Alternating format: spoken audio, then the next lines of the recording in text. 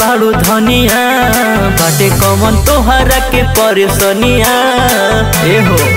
बोला अरे मुहवा फुलौले काहे बाड़ू धनिया बाटे कमन तोहरा के परेशानिया गरमी के दिन बाखा तारा घर में गरमी के दिन बाखा तारा घर में चल के घुमा दानई हर में ए रजऊ हो हमके घुमा दानई हर में करे जाओ हो चल के घुमा दानई हर में चल न घुमा दा सबर करा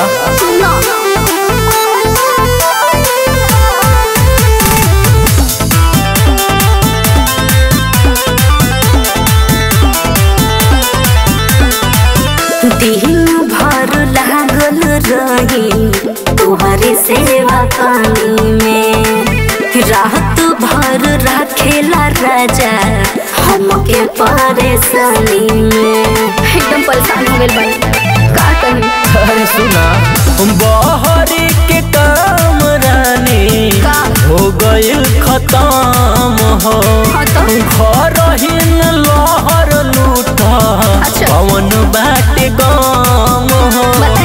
तोहरे बरियारी से दर्द उठेला कमर में तोहरे बरियारी से दर्द उठेला कमर में चल के घुमा दानई हर में सजलवा हो हमके घुमा दानई हर में करे जाओ अरे घुमा देना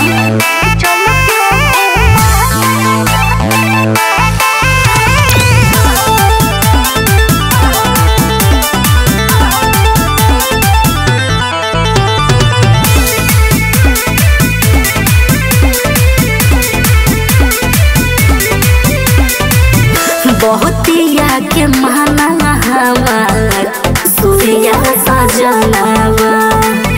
पहिले गवन में लागे ले बजनावा काहे करे तरह ऐसा। अरे तो कहाँ जाई हो सुना तू ही हमार सोना हो तू ही हो चानी हो चल घुमा के लाई जब बाटे परेशानी हो पहिला बेरी बाटे राजा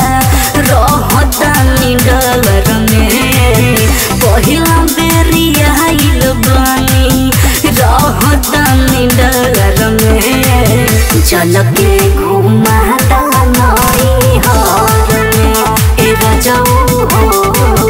हमके घुमा दानई हर में करे जाओ हो डांस जेबा तो हम खुदे लेके भाग जाए अपन बैग में। अरे गोड़ टूट जाए।